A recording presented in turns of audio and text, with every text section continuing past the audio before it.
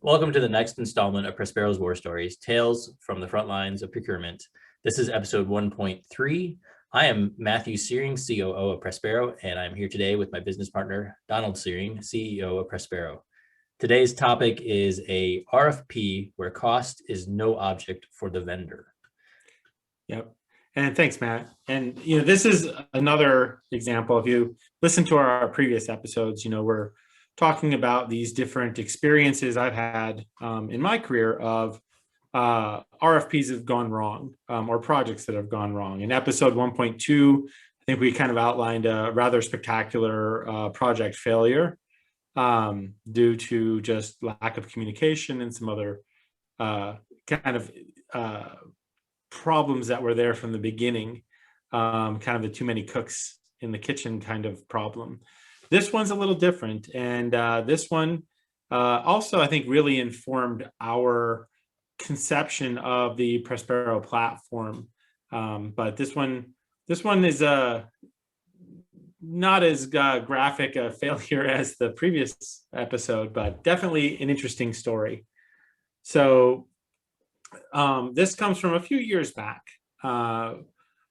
We had a relatively small sales team. My job was to respond to RFPs and support the sales process and manage the sales team from start to finish on these pursuits. So this is one of the areas where there are other procurement platforms out there that send you information saying, hey, someone has an RFP open. It's kind of similar to what you do. And this specific portal, not naming any names, but this specific portal sends us a lot of information that's just not remotely relevant to what we do, even though we've put in all the information about who we are and what's going on with our company and what our capabilities were. And I think, what was really interesting is that this one, we found an RFP that was fairly up our alley. And when we started digging into deeper details of the RFP, it was right exactly a good definition of what we do. They were looking for a portal, which is a kind of specific portal that we're doing, fit perfectly. But as we went through the RFP, this is something that came from a local government that was looking for this tool. And as most government RFPs go, they show up in this kind of portal. They show up electronically. And you download the RFP document, which is a nice little Word document, and you read the instructions. And this one stood out because the instructions were they would only accept paper. Had to be paper, had to be everything printed out, and everything printed out in binders. Specifically 8 binders. One of them was the master binder. There were 7 additional binders that were copies of it. But in that main binder, we also had to provide an electronic copy on a little USB drive as well, because that's super safe and secure, but it had to be on there as well so they could look at it, I guess. So we knew we had to do this. And, as we went through the RFP, the sales guy and myself, we took it apart. We figured out what parts we were going to answer. And it was a relatively busy time for us. We had a number of other clients and prospects that we needed to visit. We had, back when we could visit, we had, again, a lot of things going on. I think we actually had a conference the week before. So we were trying to find time in there to split this up evenly, and he would answer some of them and I would answer the other questions, and then I would review it all and we would assemble the solution, assemble the response. This was the first that I actually had to do the paper response on. And I'll say, I vastly underestimate how long it would take to actually assemble these binders. So we found ourselves, it's due on Friday. We're looking at, early that week, Monday, Tuesday. We got a late notice from one of our prospects that we needed to travel somewhere, and they wanted to see a demo of a relatively new product that we had just come out with. And they were at a conference and we had to get there to do a demo. So our sales guy was super hot on this because, again, anyone who's in sales knows that if you get a prospect that wants to meet with you, is like, hey, I'm here. Can you find your way here to meet with us? You're going to go. And so we knew we had to work on this together. So we figured, we'll go a day early. We'll put this response together. We'll meet with the person. And so we're on a plane, that Wednesday, getting there Wednesday night. Wednesday night, we're trying to work on this.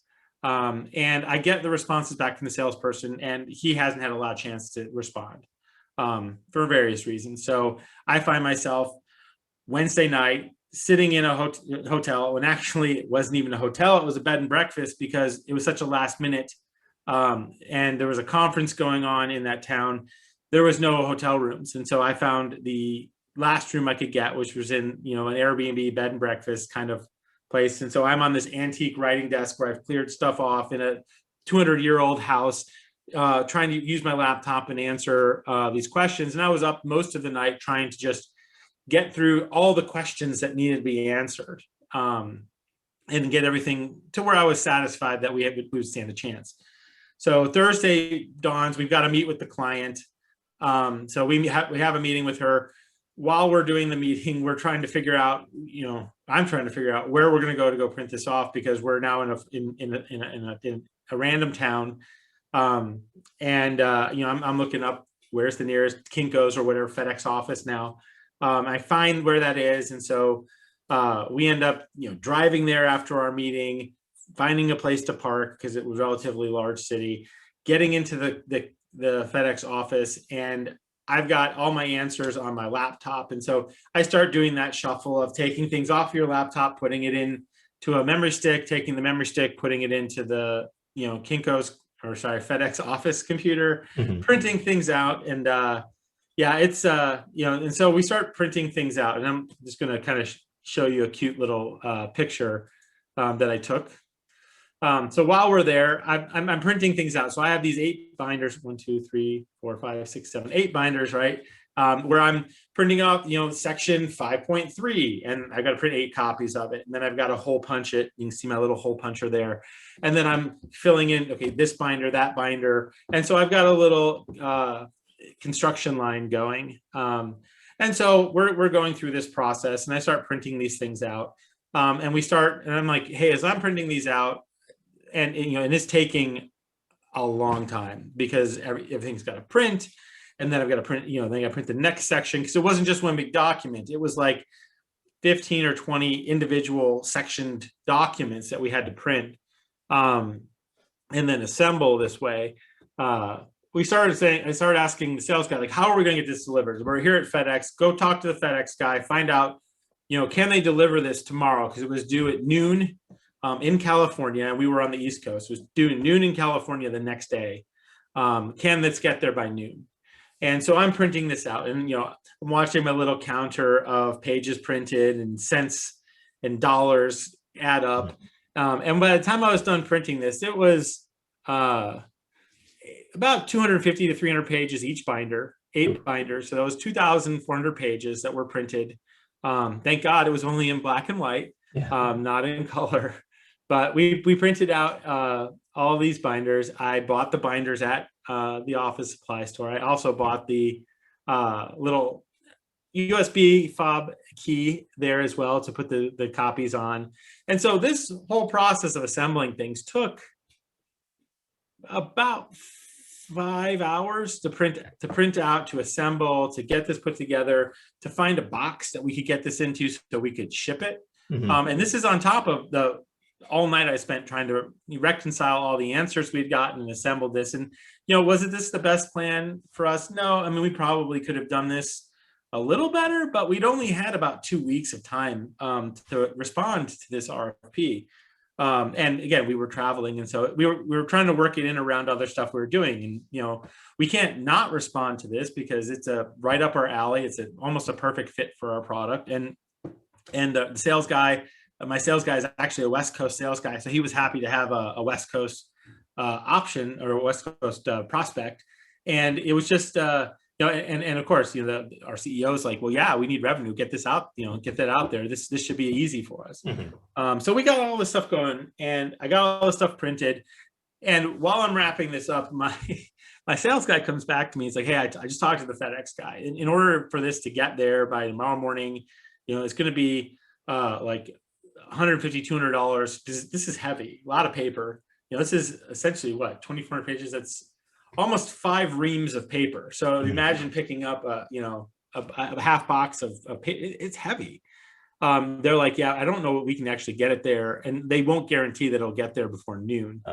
And so I'm like, well, what can we do? This is done. We need to mail this. We're literally, our flight is that evening, that later afternoon. So like we're pushing the amount of time that we can be there before I've got to fly back and he's got to fly back. And he's like, well, you know what?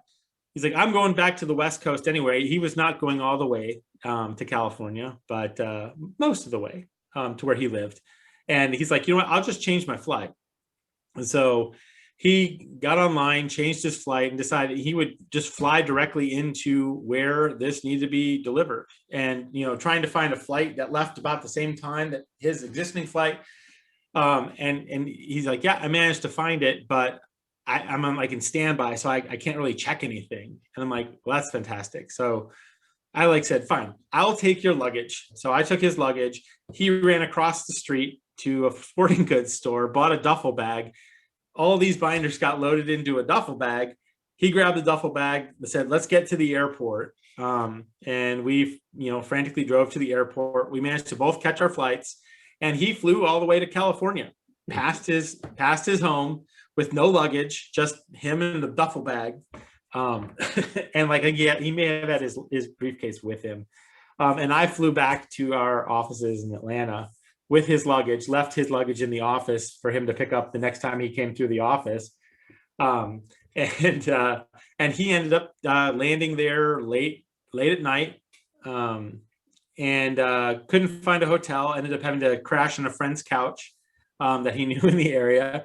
And at 9 a.m. the next morning, he drove to the offices of this government agency, waited in the lobby till someone to come down, and handed them essentially all of the binders of our response. So, I call this the cost no object, because not responding to this RFP wasn't an option.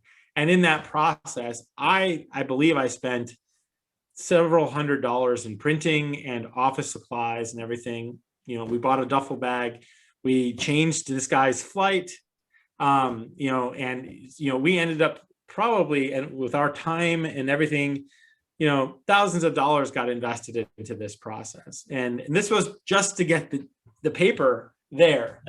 Yeah. And not surprisingly, good fit for us. We made the finals. And so now we're flying people from around the country to California for the final presentation. We're going to go in there, we prep, we're show up a day early. So we're paying hotel, flights, and all this other stuff to get there to do a presentation about this awesome RFP response that we had. And so we walk in the door, and not surprisingly, there are 8 people who are involved in this: the procurement person and the business subject matter experts, and the people who are the stakeholders. And each of them has one of our binders in front of them. And the black binder here is in front of the procurement officer, which makes sense. And these other ones were around in front of other people.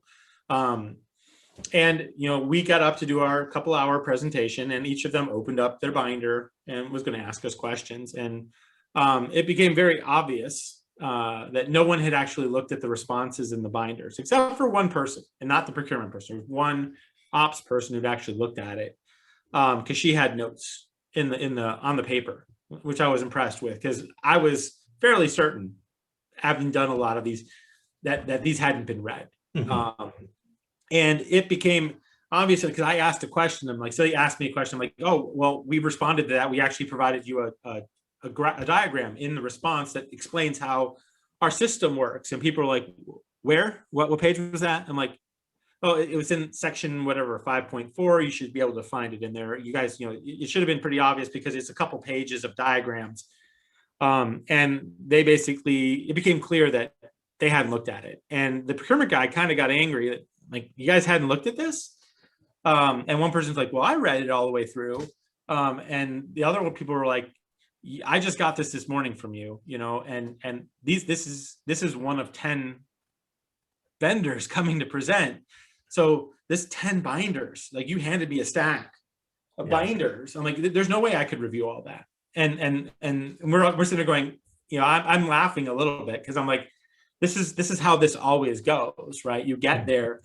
This is a process. It seems to make a lot of sense, right? Oh, answer all these detailed questions, and then my business people can open up all the binders and say, gosh, vendor 1 answered it well, vendor 3 didn't answer it at all, vendor 4, and I can make a comparison. But that makes a lot of sense conceptually, right? This is a rational process, right? This is the cost benefit analysis. Here's all the information in a big grid, and everyone's going to be rational and make decisions based off that information. But nobody had read it. Nobody had read any of them, right? Or nobody. One person had been diligent and had done their what they meant to do. Everyone else had not had the time because they're busy people, right? These are people who are trying to find some software to help their processes get better. They don't have time to go through what turns out to be 2,000, 3,000 pages of duplicate information. Yeah. And so they figure they'll just go there for the presentation and figure that out. And, we started to realize that everybody who had submitted had become a finalist because there was no way for anybody to rationalize and go through these binders and score, right? Like, who's the top 3 people? I don't know. We didn't read any of them. Yeah. So let's have them come talk to us and we can make a decision based on the presentations alone. And that was kind of what this ended up happening. So, for me sitting there going, I spent several $1,000s assembling this, at least, not counting my time, assembling these responses as part of this process that seems to make a lot of sense. It seems to be really rational and like fair. And it's government, right? So it has to be fair and it's very clear and transparent, and they have procurement processes for a reason.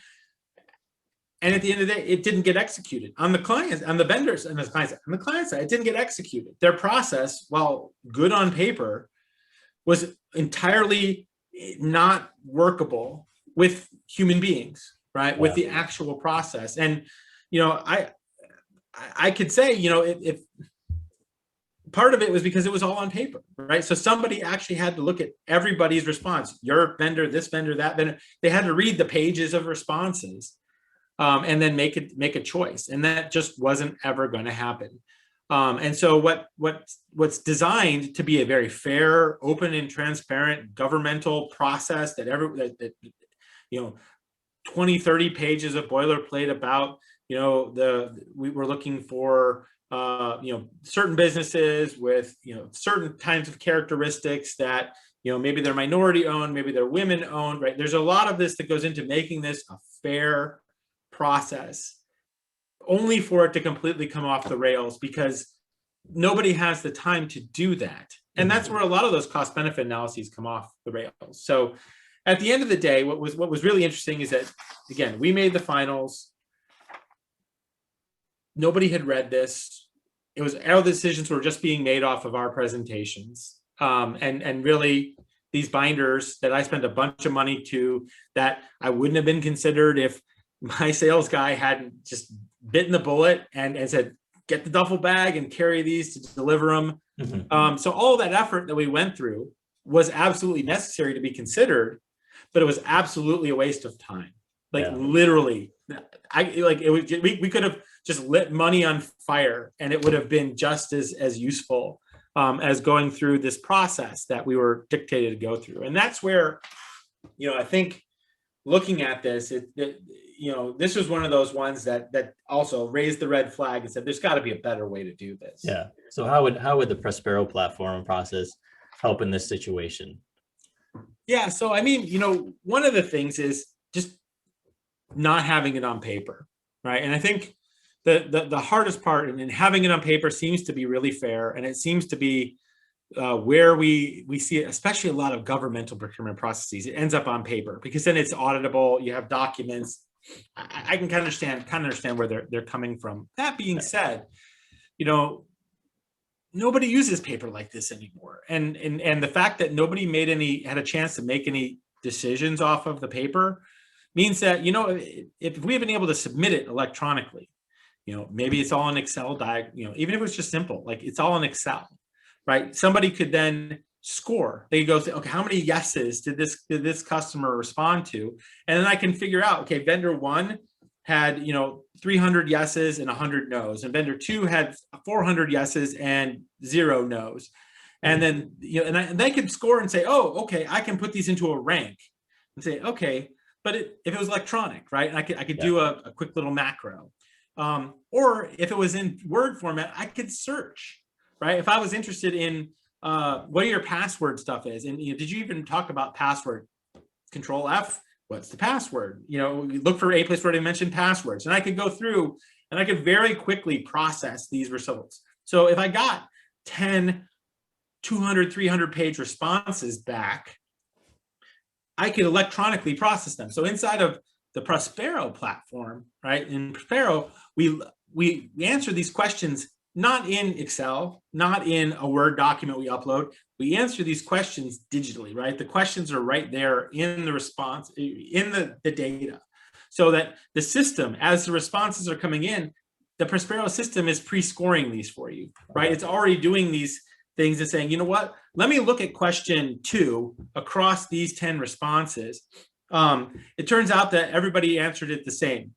We can probably ignore that question, right? That's not a differentiator. So what I can do is very quickly identify what the main differences are, and I can summarize that for you and say, hey, vendor 1, has this kind of score. They, have, they responded to a couple of these things very differently than anyone else, right? So we can start to call out what those differences are, and that makes the assessment. So now when that SME or that stakeholder comes in, they look at the responses, they don't have to read 2,000 pages of responses, right? They can read a summary of what came back, have said, this is how they differ. And we've already ranked them in terms of who responded the best to your questions and who's already the better fit for you from a vendor based on the information we know about you outside of this RFP, previous systems you've installed, what your architecture looks like, what size company you are compared to the vendor.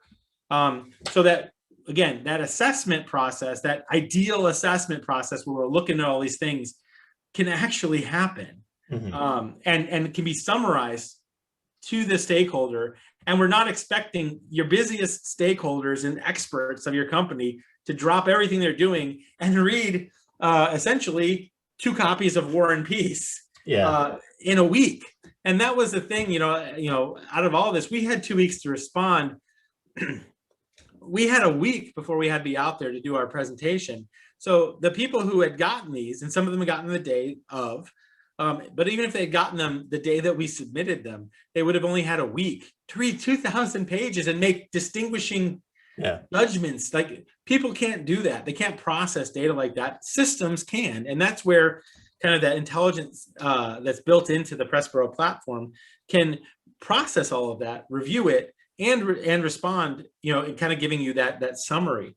I think additionally, that's on the buyer side. On the vendor side, this concept of,